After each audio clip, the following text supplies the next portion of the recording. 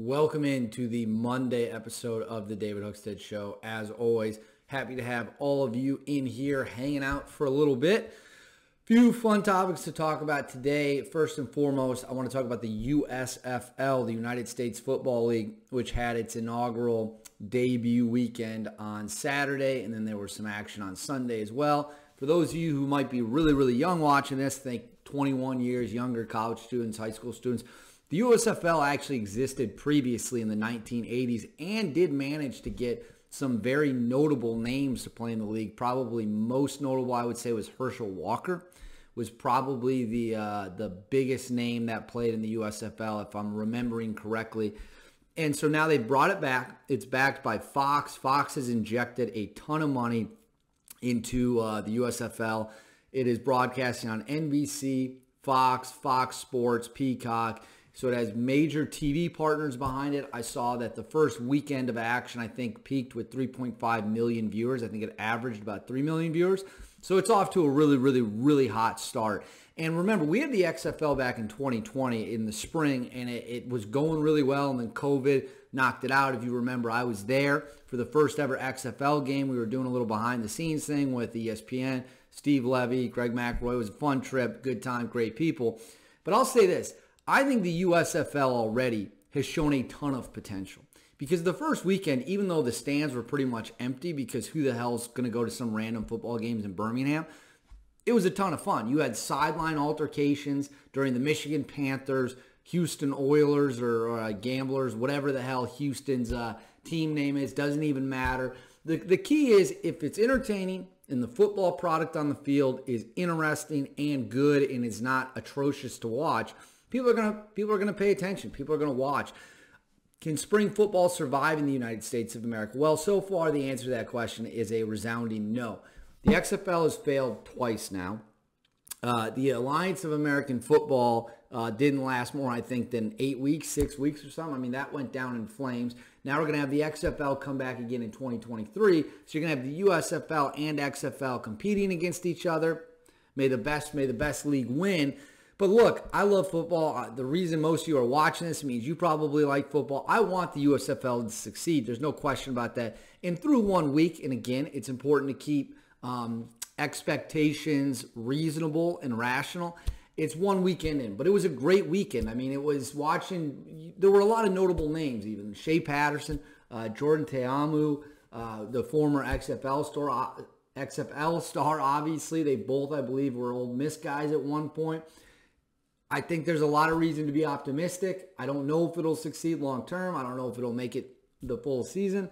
But I know that there is a lot of reason to have optimism. I think the USFL is off to a good start. And that should make football fans happy. And I hope that you all give it a shot.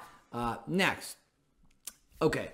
There's this new show on Amazon. I watched it early Friday morning, banged out the first 2 episodes. It's called Outer Range, okay? It's got Josh Brolin in it. He plays a rancher. I believe he's in Wyoming or Idaho. I forget. And he finds a big hole on his land, and things are clearly off to the races. Like something is going on. He doesn't know what it is. His wife doesn't know what it is. And there's a female character who's very sinister, and there's just an unnerving, unsettling feeling about her, but we don't know what her backstory is. The best way to describe Outer Range, imagine Stranger Things meets Yellowstone. So we combine Yellowstone. We have the themes of Yellowstone of land ownership, property rights, protecting what's yours, family. You have, of course, the great scenery, the outdoors. You have all that stuff, secrecy. But then you got the Stranger Things elements of the paranormal, I got to think about the right, because I don't know what it is yet, so I don't want to say what it is, but we'll say paranormal, supernatural. You have that. You have kind of this sci-fi elements to it, and they're meshed together. So through the first 2 episodes, there are so many interesting points, and it's a big mystery, and I loved it. I mean, I loved it. I thought it was outstanding. I'm probably going to rewatch the first 2 episodes again before Friday when the new one comes out. So if you like Westerns, if you like Stranger Things, I can't recommend Outer Range enough. It has Will Patton, who was one of the Yellowstone villains. Obviously, he plays Jamie Dad in Yellowstone. He plays what we assume is the villain in Outer Range. Of course, we don't really know because we have no idea, frankly, who's on whose side or even what's going on.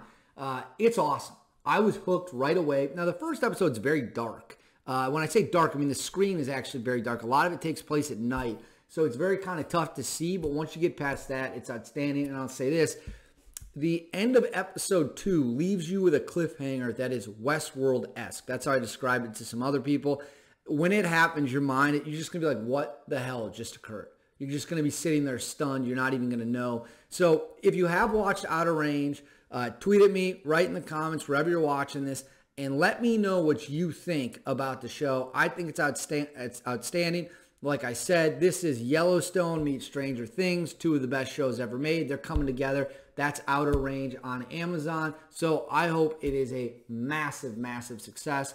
Finally, I celebrated my 30th birthday over the weekend. I turned 30 Sunday, much to the dismay of my critics and haters and all the losers out there, of which there are many of you who love to chirp me, and I appreciate that because, as I've said before, I wouldn't be here without you. You guys give me targets to pick off on a regular basis, which is always a ton of fun. Didn't do anything too crazy. You know, I am 30 years old now. I'm getting older, getting more settled down, more mature. We went out to my favorite place in D.C., Dirty Water, on Saturday with some friends for a little bit. Got some drinks on a rooftop after that. And then on Sunday, when it was my actual 30th, we just went to a German beer garden place. So nothing crazy. I'm not big on, the clubs. I think clubs are the dumbest shit in the world. But 30 years old. I mean, it's crazy that we're here. I don't know if any of us thought we'd get here. You know, my dad once told me that I was living like a gunfighter with no regard for whether or not tomorrow's coming. Probably the coolest thing I've ever had my life referred to. I don't know if that's quite true anymore. I feel like I've settled down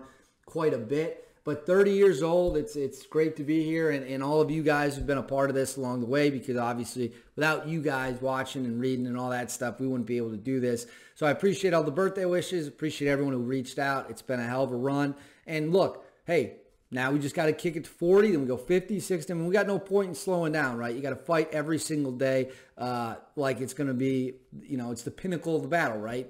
You just can't take it easy. So I appreciate that. 30 years on this earth. Here's to hopefully 30 more good ones after that. Anyways, that's all we got for the Monday episode of the David Hookstead Show. Make sure to check back Tuesday for an all-new one.